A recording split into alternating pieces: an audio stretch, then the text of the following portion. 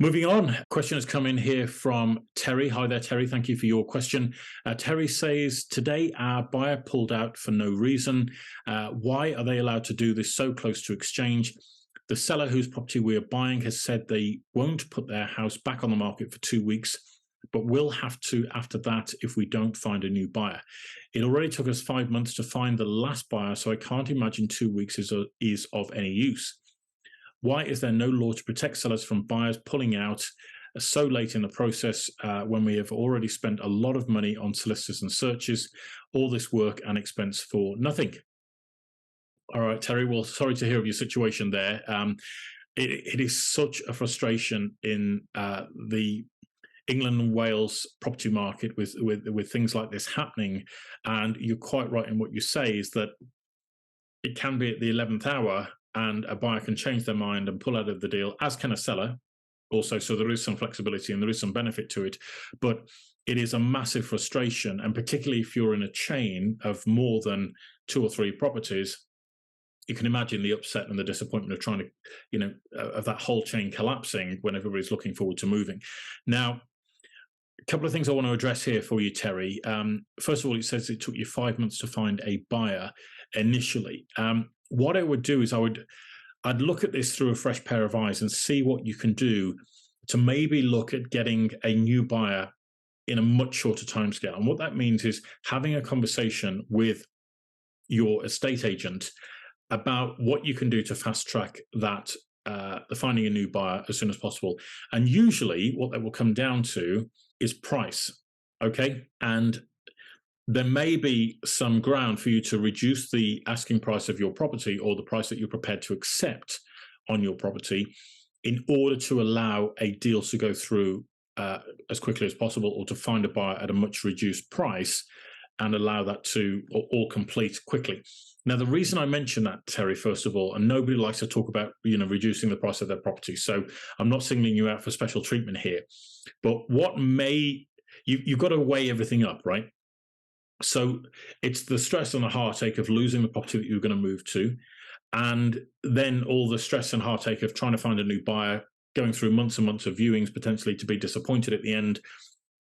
If it was possible that the estate agent thinks, look, if we drop the price by 10 grand, I'm throwing these figures around here, but if you drop the price by 10 grand, it might open it up to a new pool of buyers, and then they might feel that they've got a better chance of selling it at that lesser figure.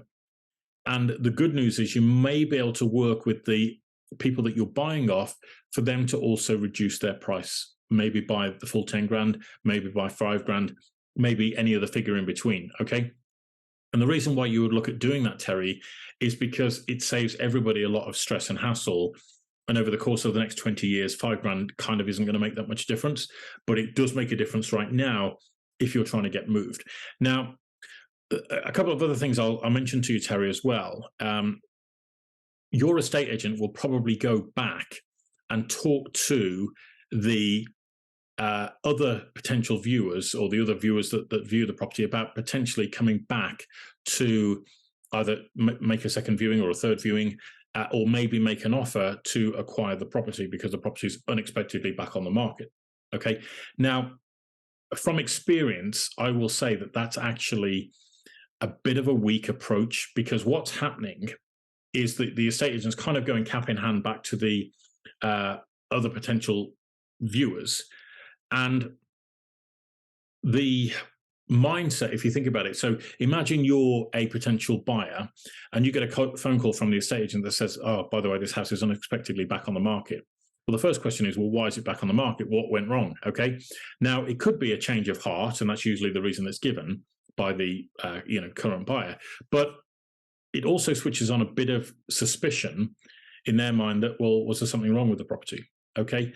And the reason I'm flagging this up, Terry, is because I talk about a really unique approach in Home Buyer Secrets about how to handle this sort of a situation, in terms of if your property is struggling to sell and you want to get the property sold sooner rather than later, we outline what is called the reverse offer strategy. And this is really, really unique.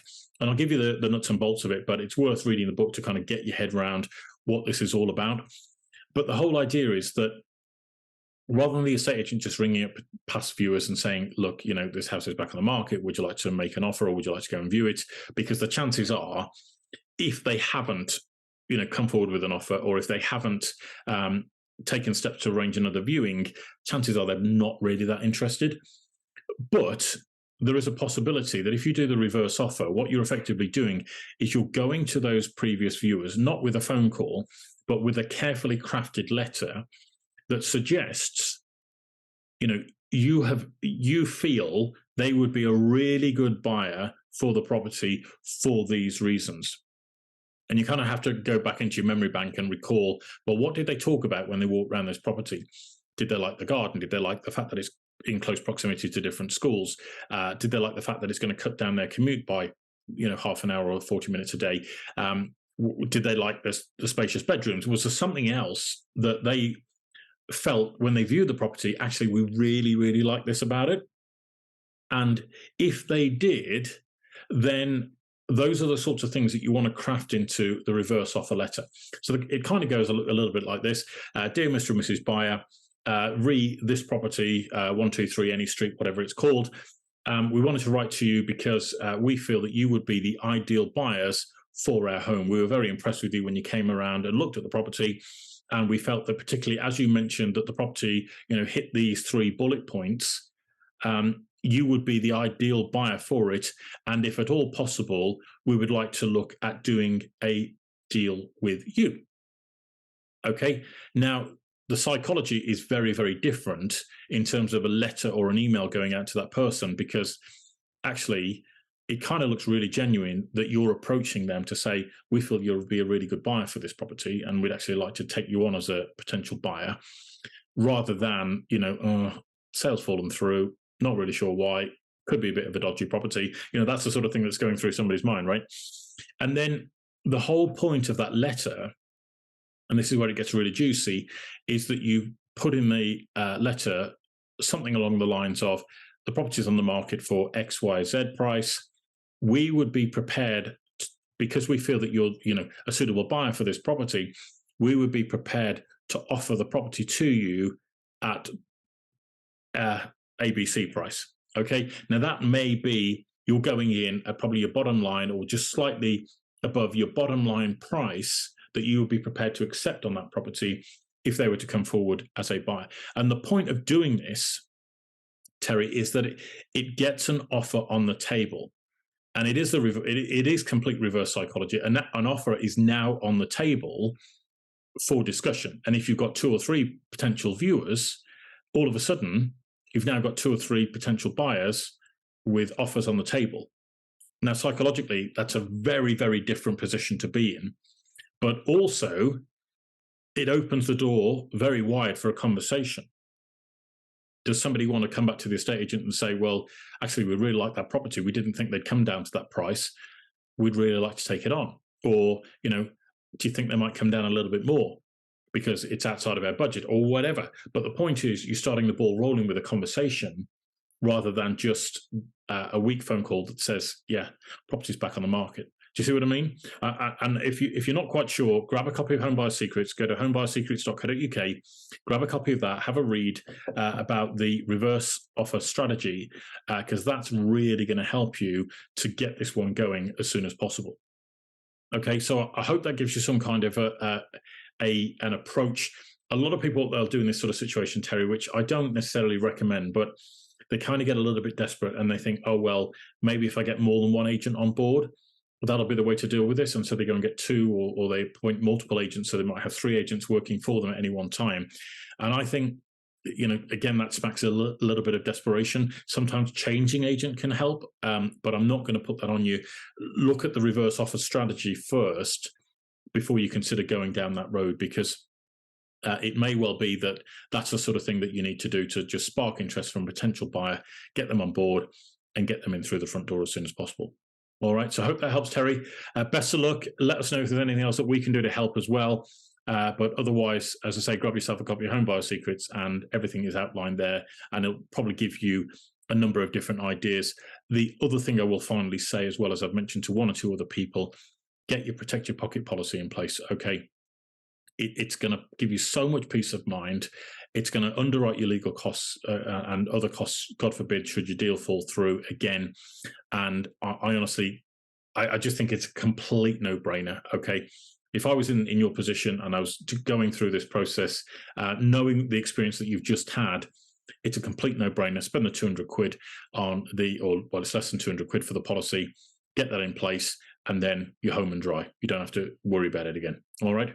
So hope that helps. Best of luck, and I say let us know if there's anything else we can do to help. All right. So that's all of the questions that we've had in this week. So thank you so much for all of your contributions. We're here every week doing this, taking all of your property questions that you send in to us and taking the time to answer it in as much detail as possible and pointing you in the right direction to the right resources to help you get the knowledge and information that you need. You can send your questions in to us via email, which is happytohelp@WiggyWam.co.uk. That's happytohelp@WiggyWam.co.uk. You can also go to our website to find a lot more knowledge and information in our learning center. That's WiggyWam.co.uk. That's WiggyWam.co.uk. And if you want to go to the learning section on there, put /learn. You can also send your questions in via Twitter. Our Twitter handle is at WiggyWam_UK. That's at WiggyWam_UK. And again, we'd be delighted to take these questions in and answer them as we do each and every week.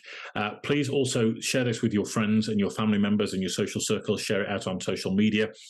There are literally hundreds of thousands of people every month that need help with their moving journey.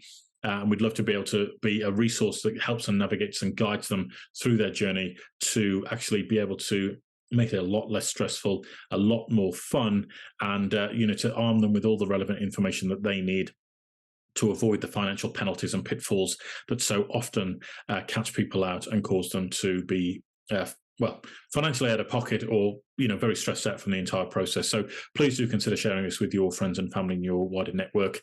And we'll be back next week, which we're very much looking forward to. So that's it from me tonight. Thank you so much indeed once again for tuning in, and I look forward to seeing you again next week. You take care. Bye-bye.